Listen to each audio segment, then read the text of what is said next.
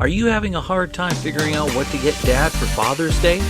Shop now at sportshistorynetwork.com/row1 and save 15% off your order when you check out Row 1 Brand's Vintage Sports Pictorium Gallery. They have America's best sports art. With over 7,200 historic sports prints, you're assured to find something unique for Dad this Father's Day.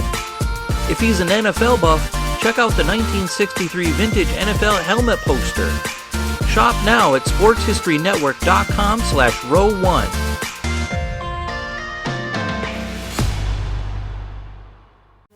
This podcast is part of the Sports History Network, your headquarters for the yesteryear of your favorite sport. You can learn more at sportshistorynetwork.com. Hello, sports fans, and welcome to another edition of Yesterday Sports on the Sports History Network.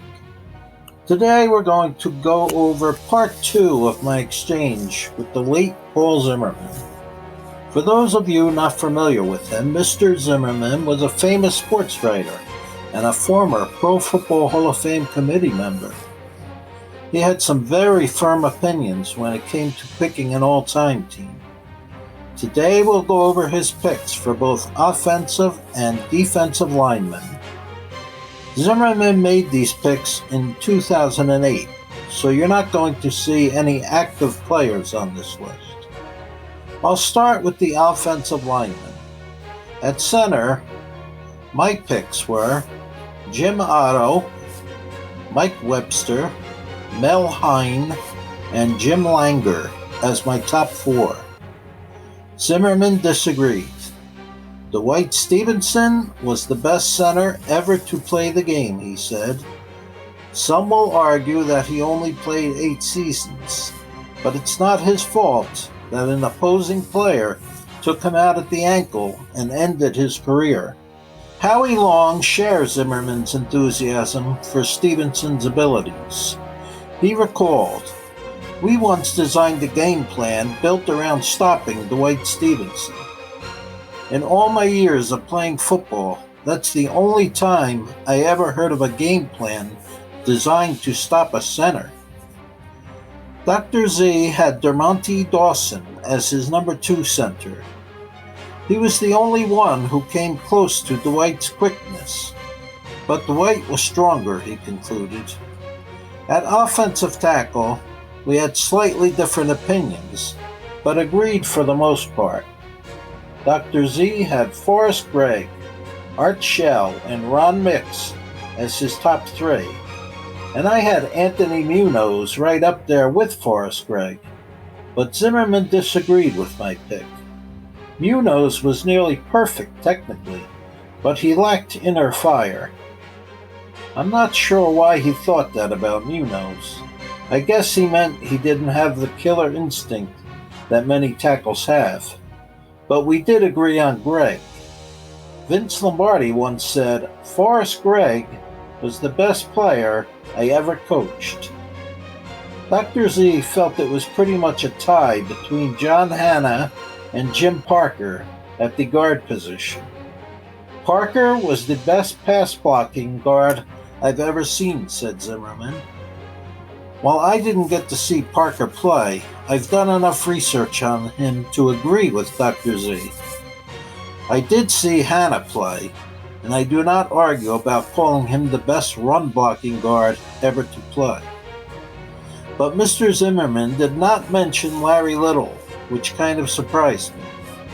He may have been the best pulling guard I've ever seen play. I also had Gene Upshaw ranked high, but Paul felt he was somewhat overrated and called him a long-armed holder supreme.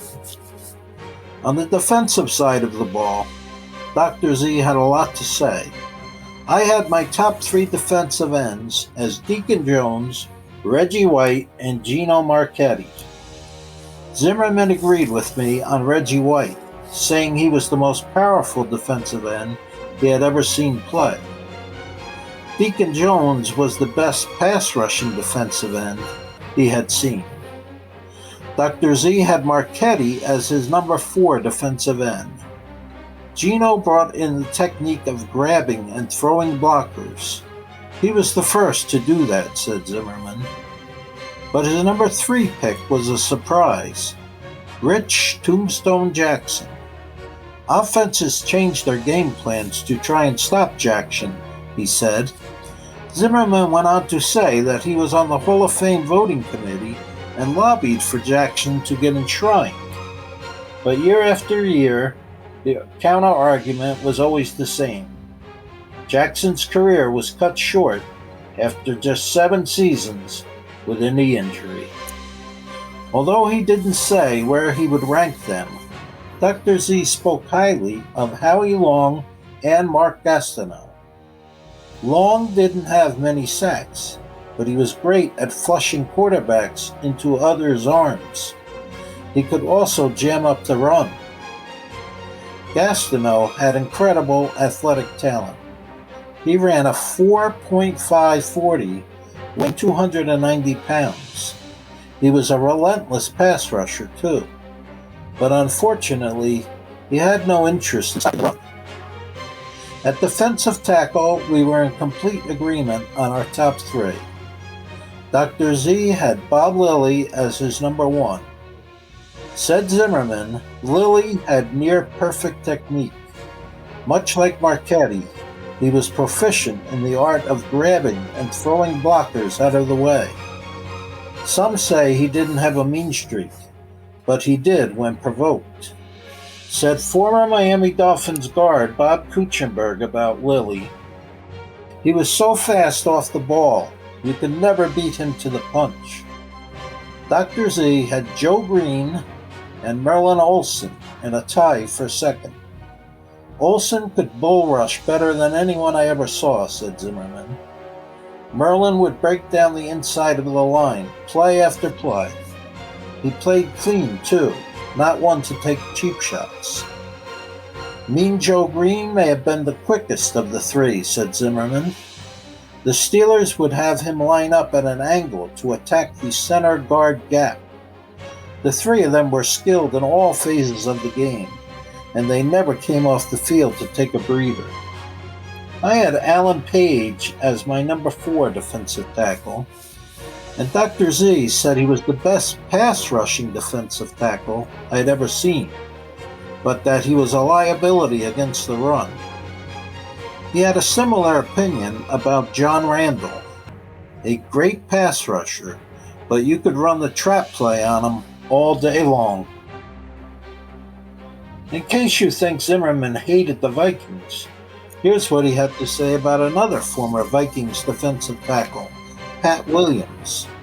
In 2005, Pat Williams had one of the best seasons I've ever seen a defensive tackle have. He didn't make the Pro Bowl team, and he didn't get much overall recognition. Why? Because he had only 1 sack the entire season. Sackers get all the glory, but it's players like Pat Williams that cause all those sacks.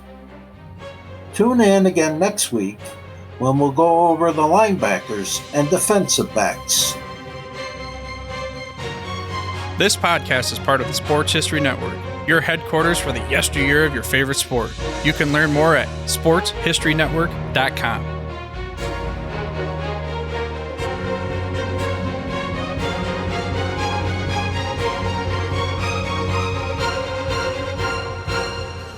The 2021 Professional Football Researchers Association Convention will be held at the Gold Jacket Lounge at the Pro Football Hall of Fame during the final weekend of June. Convention speakers will celebrate the 100th anniversary of the founding of the NFL. The fee for the convention is $50 for members and $100 for non-members. The fee includes admission to the convention and Pro Football Hall of Fame, meals on Friday evening and Saturday afternoon, and free parking. All convention activities are subject to COVID-19 protocols. For more details, click on the 2021 PFRA convention link at profootballresearchers.org. We here at the Sports History Network proudly partner with 26 podcasts, all revolving around the history of sports. But did you know that many of our hosts were sports history authors way before they started their shows? It's true. We've got Joe Ziemba, host of When Football Was Football, Joe Zagurski, host of Pro Football in the 1970s, Mark Morthier, host of Yesterday's Sports, Tommy Phillips, host of Lombardi Memories, and Scott Adamson, co-host of From the 55-Yard Line. All these authors have many books for you to choose from. To check them out, go to our website at sportshistorynetwork.com/sportshistorybooks. Pick up your copy today. Soundtrack provided by Kevin MacLeod of filmmusic.io.